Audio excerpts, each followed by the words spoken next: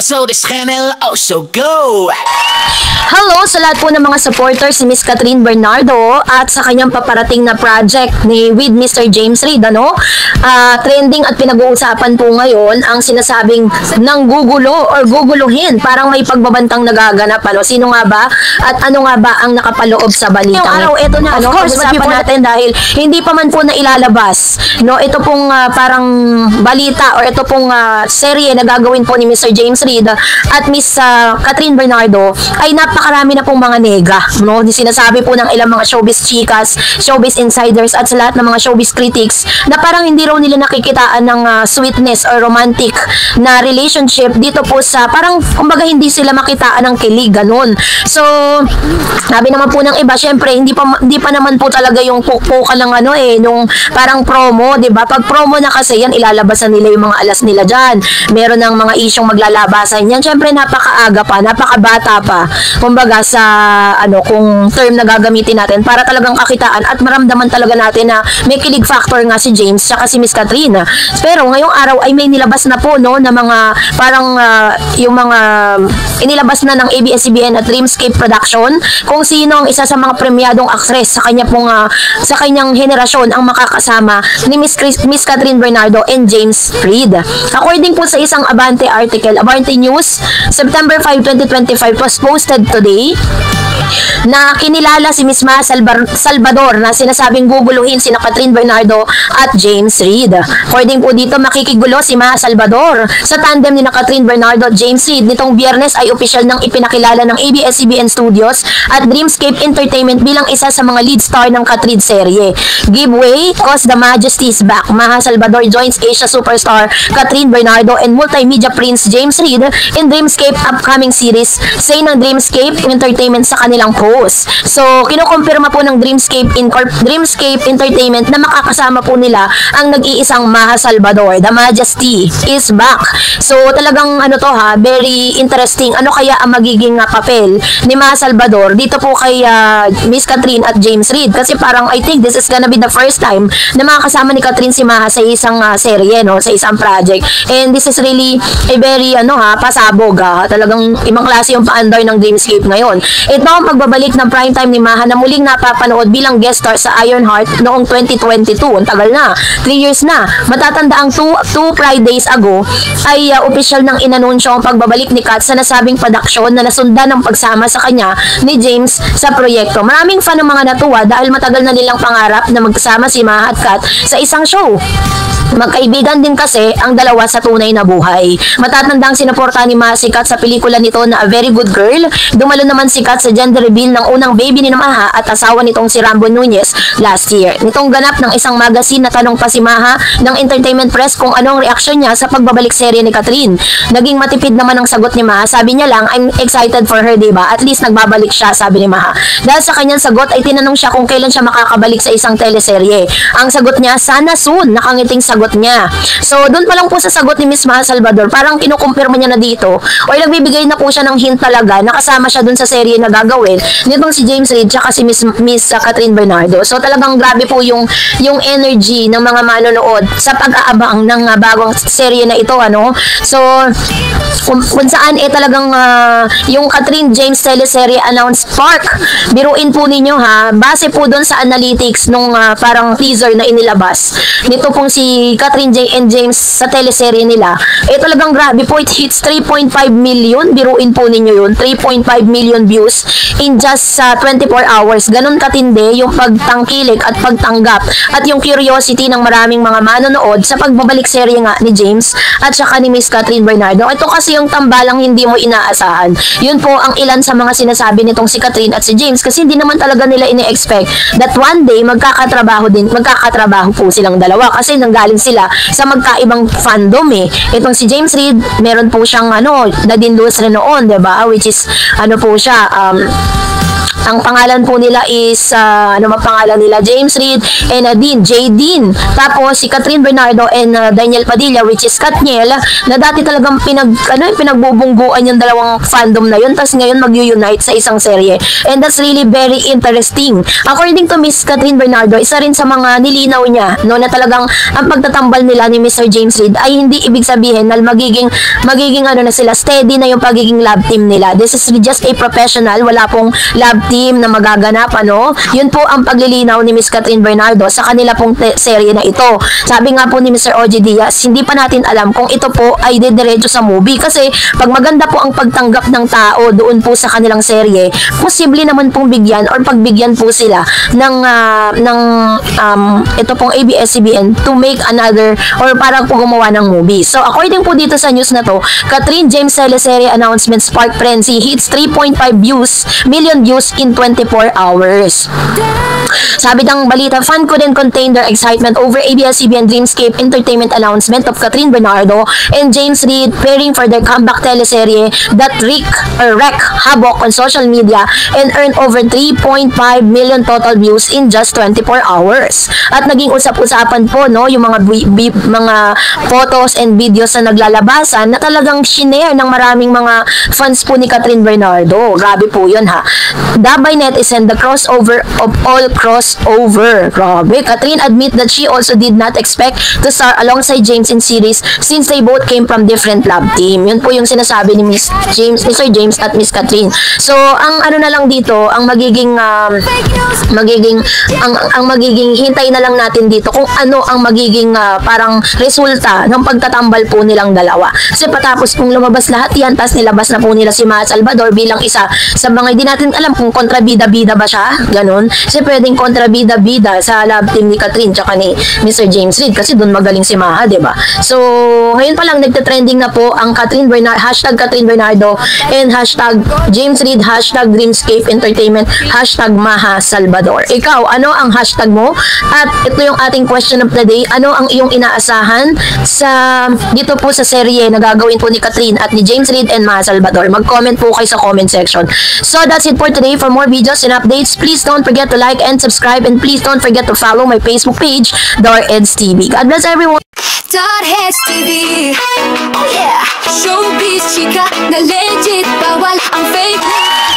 Po sa lahat po ng mga nagmamahal kay Mr. Alden Richards sapagkat meron po siyang gagawin na tila baga parang magkakaroon ng tapatan between Catherine and Alden Richards or gagawin ba talaga ni Alden to for Catherine? Yun po yung ating pong pag-uusapan. At isa sa mga writers na meron po siyang ni-reveal at talagang mapapawaw ka dito sa kanyang isinulat patungkol kay Mr. Alden Richards. Thank you so much sa inyong laging panonood at palagi ang pagsubaybay sa mga updates natin. Maraming salamat po. At ngayong araw, eto na, pag-usapan na natin sa Alden Richards.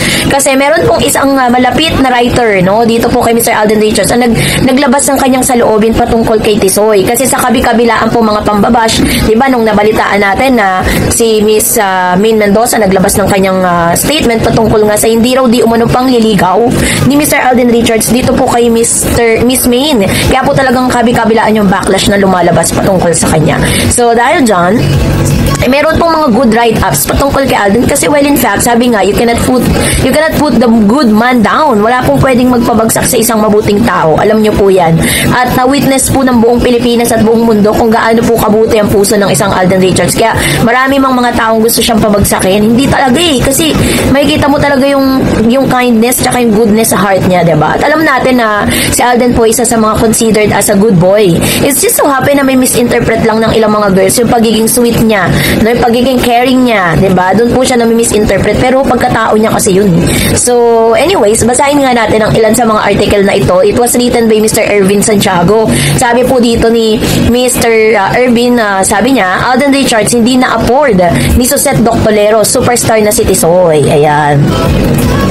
So according po dito sa write-ups na to, napatrowback ang Kapuso head writer na si Suzette Docpolero tungkol sa Kapuso heartthrob at Asia multimedia star na si Alden Richards. Binalikan ni Suzette ang GMA series na isinulat niya ilang taon na ngayon ang nakakaraan, ang One True Love na pinagbidahan ni Alden at Luis Del Rosario. Sa kanyang Facebook page, ipinost ni Suzette ang litrato nila, Alden Together, kung saan nasabi niyang nagulat siya nang mag-rate ang naturang teleserye.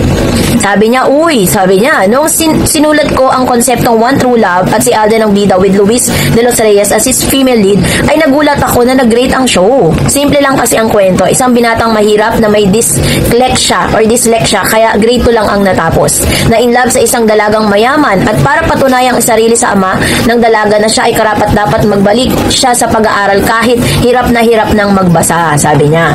Kaya kahit 75 years old ang grade, 75 ang grade ay sobrang saya at proud na. Pero lagi pa rin nilalait ng ama ng dalaga na tunay pa ng ama ni Tisoy. At soap na soap pero ang cause, pagbabalik aral, pagpapahalaga sa edukasyon bilang tuntungan ng mga pangarap simulang pagbabahagi ni Suzette. Patuloy pa niya, ginampanan nito ng mahusay ni Alden. Hindi pa siya sikat noon, baguhan pa lang siya, sincere acting. Proud ako na nakatrabaho ko siya, hindi ko na siya afford ngayon. Superstar na si Tisoy ang post ng Kapuso writer. So kung pagbabasihan naman talaga natin yung mga naabot na ni Alden Richards dito po sa mundo na showbiz, hindi na po natin madideny yung katotohanan na si Alden ay kasama po sa tinatawag na A-lister star ng GMA. At alam natin kung gaano kalaki ang naiakyat niyang pera sa network, ano? At talagang masasabi natin na pinagbuti ni Alden. Nakita natin yung kung paano po siya nagsimula from the scratch. Tapos kung nasa na si Alden Richards ngayon. Ngayon, 'di ba, kung mapapansin niyo, nagde-direct na rin siya ng sarili niyang movie, 'di ba? Ganun po katindi at ganun po kagaling ang isang Alden. Kaya hindi po natin maikakaila na talagang si Alden po ay hangaan ng napakaraming mga directors and writers, no? So, and of course, syempre po, kasabay ng mga intriga or kasabay ng mga articles na ito is meron po siyang pinakawalang statement sa publiko na tila baga parang sinasabi ng mga netizen na matapos ilabas ni Miss Catherine Bernardo na magkakaroon sila ng teleserye nitong si Mr. James Reid ay next year pa po ilalabas yun, no? That is according to the source and that is according also to Miss Catherine. Si Catherine mismo sa Dreamscape Production, yung Dreamscape company na po yung naglabas nito, nilabasan nila si Catherine, si James Reid, tsaka si Miss Ma Salvador ay magsasama-sama sa isang teleserye. So ngayon, sabi po ni Alden Richards is meron din siyang gagawing serye, may gagawin din siyang soap or teleserye sa GMA Network, ano. Ang maganda lang kasi sa kanila, meron talaga silang network na talagang pwedeng maglabas ng mga ganitong klase ng mga programa nila, 'di ba? Kaya talagang ang GMA hindi tumitigil yung gumagawa ng mga teleserye kasi meron silang prangkisa, hindi katulad po ng ABS-CBN na nakikibahay lang sila sa TV5 o kaya naman nakikipag-collaborate lang sila sa GMA. So sa isang interview, ito panoorin natin para maunawaan ninyo. A teleserye early next year. What else? Yun, aviation school, cycling. One of the films na gagawin ko, isa doon director ako ulit. Actor director. So, daanan ko na naman ulit din mga international engagements. Pero ayoko kasi mag-print kaya hindi ko na more. Yon. So, sinabi po ni Alden Richards dito yung kanyang mga gagawin. And also, dinisclose niya that next year is gagawa po siya ng teleserye. So, sabi po ng mga netizen, possible daw ba na parang tatapatan ni Alden Richards si Catherine dun po sa serye na ilalabas niya? Kasi next year din po yan ilalabas eh. So, kasabay ng mga ito, sinabi ni Alden na magkakasabay-sabay ngayong teleserye early next year, aviation school, cycling, and magkakaroon din siya ng directorial movie international sa engagement. Yun yung mga bagay na gagawin ni Alden. So, yun po yung parang sinasabi ng mga netizen na magtatapat daw si Alden at si Catherine sa teleserye. Pero ako sa tingin ko hindi po pagtatapatin yan. Hindi gagawin ng GMA yan. No? So, talagang kasi alam naman nila kung gaano kalakas, diba? Alam naman nila na napakarami pong nag-aantay sa seryeng ito na gagawin nga ni Miss Catherine at saka ni Mr. James Reid. Although talagang ngayon pa lang parang hindi pa man po inilalabas, ang dami ng nega. Pero I don't think na pagtatapatin silang dalawa. So kung mangyari man yun at maganap, makikita natin kung sino talaga ang tatangkilikin ng tao. Kasi well in fact, si Catherine po may sarili siyang fan base. Ganon din naman si Alden, may sarili rin siyang fan base, meron siyang mga supporters na talagang sasabihin natin sumusuporta kay Alden Richards all throughout ng kanyang journey. Kaya wala naman siguro magiging problema if in any case na pagsabayin yung kanilang serye, diba? Nasa sa inyo na lang po yan kung paano nyo or sino po yung susuportahan ninyo, or pwede rin naman na kapag po pinanood mapanood nyo yan, kasi tayo naman po hawak na natin yung oras kasi kapag pinapalabas po sa Free TV, possible din na inilalabas din sa mga SOCMED like YouTube and Facebook. So, pwede nyo mapanood yan in your most convenient time. So, yun po yung ilan sa mga kinabibisihan ngayon ni Alden Richards. At talagang more on cycling siya ngayon, more on pagsa-cycling, talagang doon niya inuubos yung kanyang oras. At talagang, although sabihin na natin si Alden kasi dumaan siya sa tinatawag na depression, di ba? Parang nagkaroon siya ng anxiety.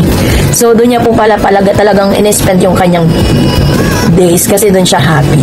So, I hope naliwanagan po kayo patungkol sa bagay nito. So, that's it for today. For more videos and updates, please don't forget to like and subscribe, and please don't forget to follow my Facebook page, Dar Eds TV. God bless everyone!